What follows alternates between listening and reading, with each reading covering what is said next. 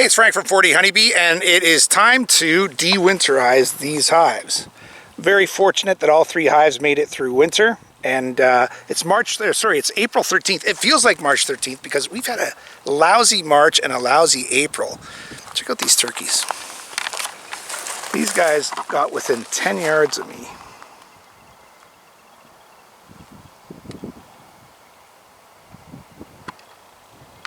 And they're kind of moseying their way out into the field now. Anyway, sorry, I get distracted by wildlife. So yeah, April has been terrible. We've had 2 days of snowfall this week, and the bees just haven't been able to bust out. There's been 1 day where they were active like this in early March, and now hopefully from here on in, there's a couple more days of iffy weather, but not cold enough that I'm going to worry about it. I don't think that wrap does much as far as heat anyway. Time to get them unwrapped. If I have time and I feel like it, I might get into the hives a little bit just to see if there's brood and coming in. There is already stuff blossoming, you can see. So that's a really good sign. And that's a really good sign. The bees are buzzing. Hopefully your bees have made it through the winter, and thanks for joining me at 40 Honeybee. Part of the reason why I like leaving lids out here is that the bees get a drink.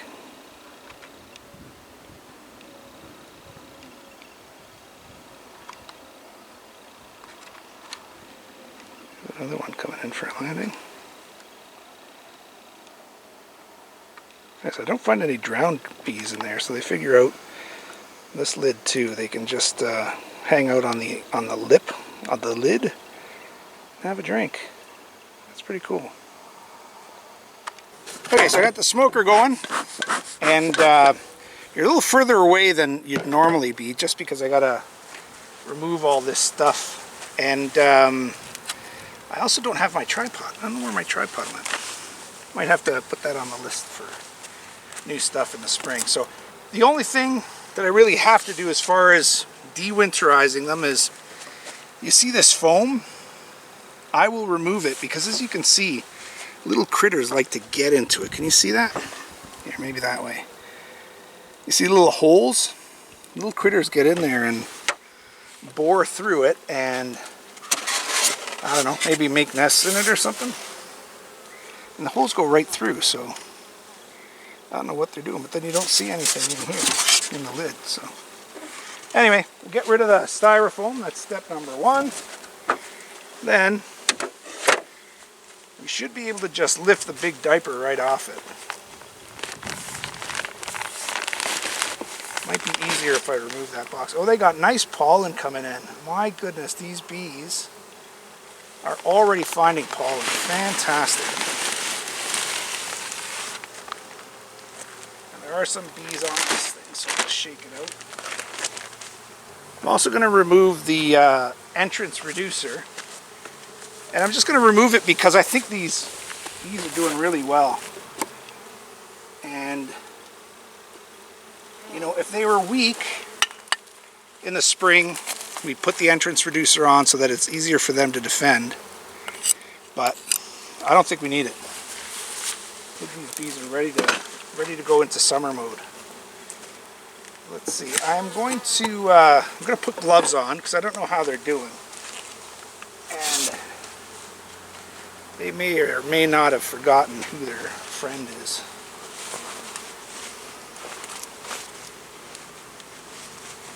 The other thing we'll do here to remove the winterization, hopefully you can see it from there, is I just put these Coroplast wedgies on the front of the lid. You see those there? I put those there just to incline the lid a little bit to make sure hot air goes out. Alright, don't need those no more. Now let's see what we got under here. Good number of bees. Take a look for the queen. Under here, don't see her. The hive smells good. That's one of the things that you look at, is the smell of the hive. Does it smell like it's rotting? Does it smell like bees or like honey? This smells like bees. Now, ultimately, on this inspection, we want to see if for signs of a right queen. So again, we'll look at that inner lid, propolized, but it's nice.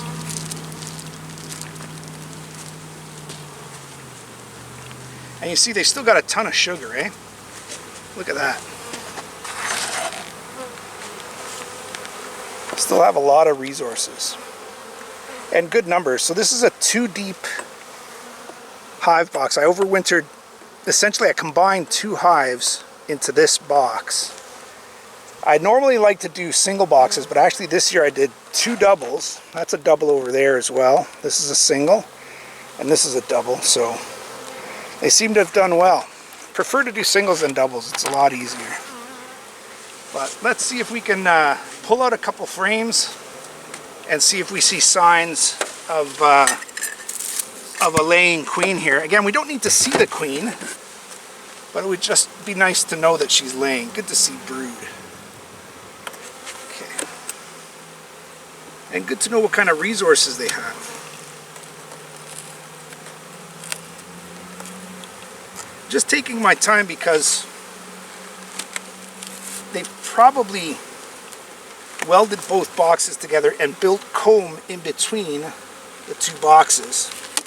So the first frames that come out can be quite difficult to get out, and sometimes you'll break them. I broke one last time trying to get it out, the first one anyway. Because, easy guys, because there's still, give these guys some smoke. Because there's still sugar here, I'm just going to try to knock the sugar back into the hive. Seems like a pretty decently heavy frame, and oh yeah, good honey on this frame. Yeah, look at that. That's an outside frame. See, they always eat from the outside in. That's what I've noticed this year. Never noticed that any other winter. See, the same on this side. See, this is essentially the outside of the hive gets eaten first. Never noticed that before. It's kind of cool.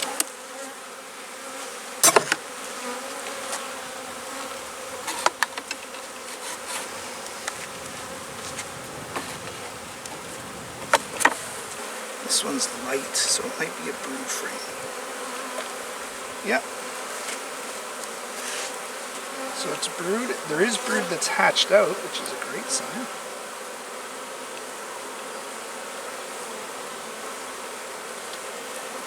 And on this side, same hatched out brood. They're starting to put pollen in there, which is nice. You want to see the pollen going in because that's what they need to feed their babies, right? The pollen is the carbohydrates. We know they've got sugars because, well, you can see the sugar, but they've also got honey.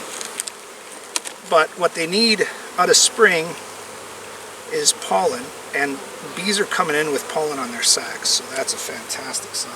Yeah. Nice heavy frame. See if you see the bee right in the middle here with nice sacs full of pollen. Leave it in the sun, you see her?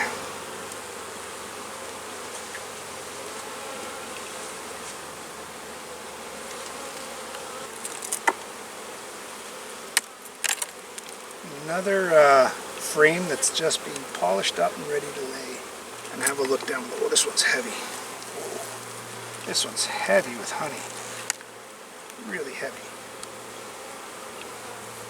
Wow.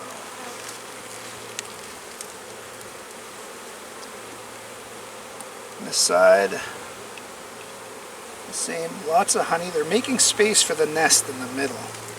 See how there's, hopefully you can see it from there, but see how there's honey on the outside, and they're leaving the middle for the nest.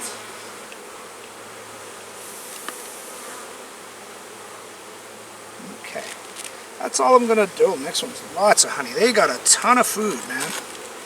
I am really impressed with how these bees did over winter. I fed them quite a bit because we had a longish winter. Just a lot of snow, which again doesn't necessarily affect their stores, but makes it tough for them to go out, you know. So I fed them more than I've ever fed before. And the truth is, these bees didn't need it. They're doing great.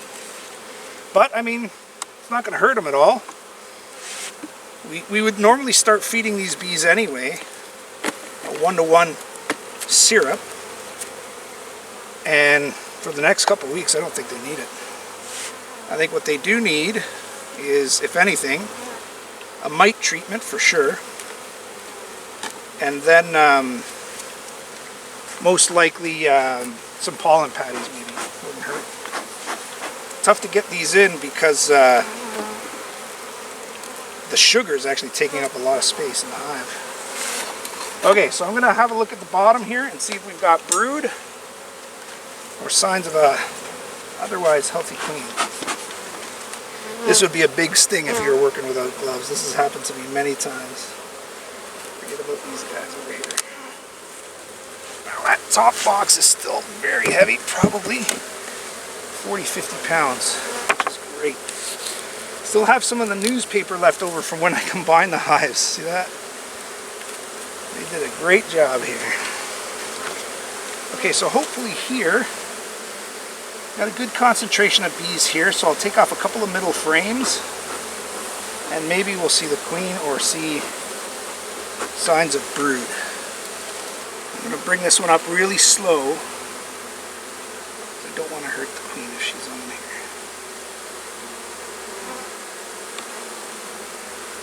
I think this is a marked queen, although I really lost track of things last year. When I did my mite treatment, I killed or absconded 2 out of 3 queens.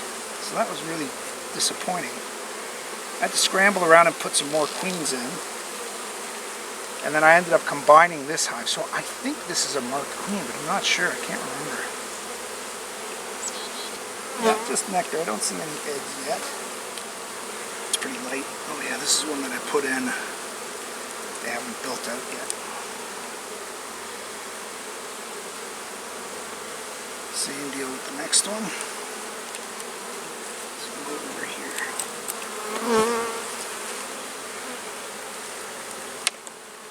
Oh, just honey.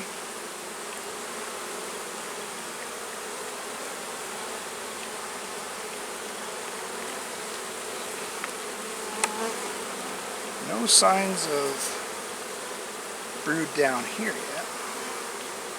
I'm also moving the hive off these blocks. See these silly blocks that I set up? Never really got them stabilized and leveled properly, and they kind of moved all over the place. So I'm just going to go back to working off skids like this, because that is the easiest. And if this yard ends up growing the way I want it to grow, we'll be doing groups of 4 hives all over. So hopefully that'll be the case here. Alright, so I'm going to move them over. Hopefully, I have no doubt that bottom board will stick. Yeah. Oh man, it obviously heavy, back heavy. Did you see how the hive tilted backwards? It's because there's so much honey in the back of the hive.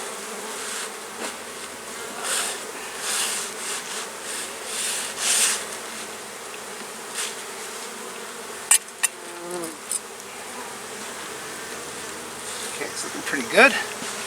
Smoke them down, get the next box on, and this hive is ready to rock and roll. Very impressed to see bees coming in with good amounts of pollen already. And I mean, if you saw a couple of videos ago, maybe it was the last video, the bees all grabbing that sawdust, nature finds a way. Okay, so this is hive number 2, and this is the only hive that I overwintered in a single brood box, so this should be much more manageable. That bee is loaded up with pollen too. It's very light, and pollen in summer in this area, in spring I should say, is always light. The honey that comes out of here is much lighter than the honey from the fall. And dandelions aren't even out yet. Oh, it looks like the mouse has returned. Look at that. That's a mouse nest. Jeepers. Okay. Let's see what's going to happen with this. Oh my gosh. Oh boy, oh boy. Yeah, not only have the mouse returned, There's a bunch of babies. Look at that. Mice babies in this box. Well, let's see what I can do with them. Now this was one of the splits that I made. I successfully made 2 splits last year. It was a pretty rough year, but at least the splits worked out well.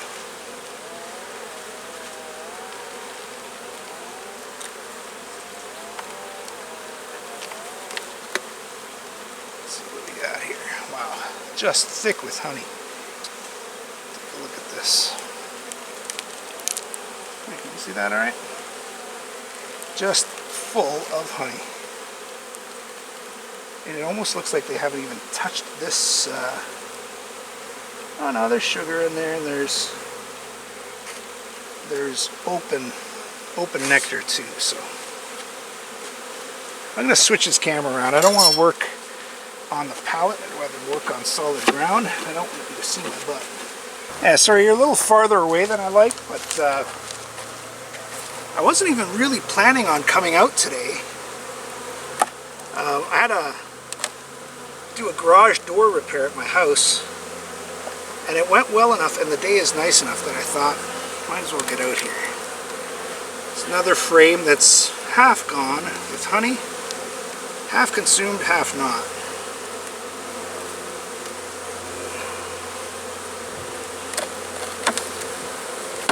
Whoa, sorry guys. For God's sakes.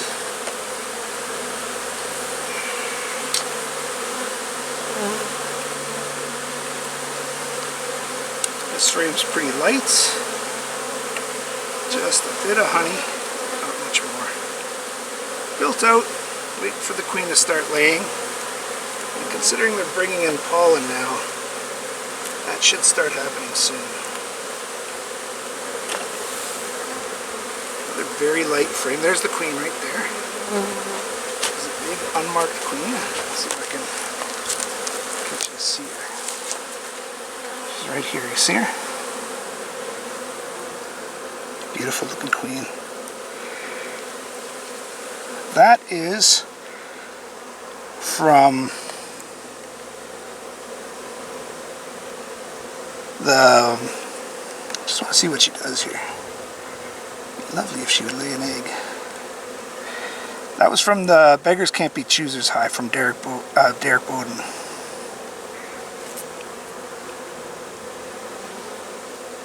And she looks beautiful. Okay, I'm going to put her back in. I'm going to cease this inspection because, actually, you know what? I'm going to take one more frame out. Not the frame that's right beside the queen. I'm going to take the next one over just to see what they've got, if any, for resources and such. So those last 2 frames were pretty light. Now this, again, this hive still has a couple pounds of sugar, a little kind of half wafer of pollen, and oh yeah, there's a lot of honey on this one. Well, not a lot, maybe half a frame of honey. Again, eaten from the front toward the back. But I don't think this hive is in any kind of jeopardy of starving out. Bring this pollen cutty in a more central location for them.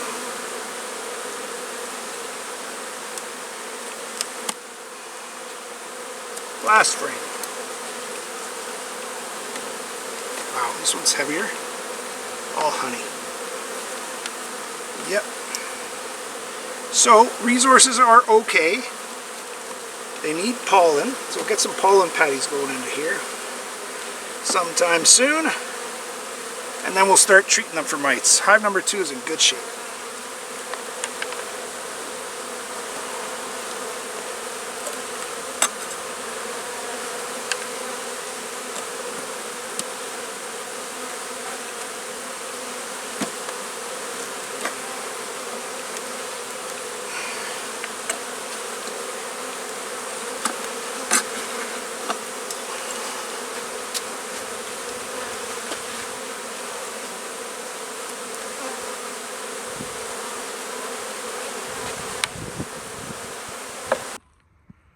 So just wrapping up the video on the phone here because my battery died. So the yard looks really different already this year, doesn't it?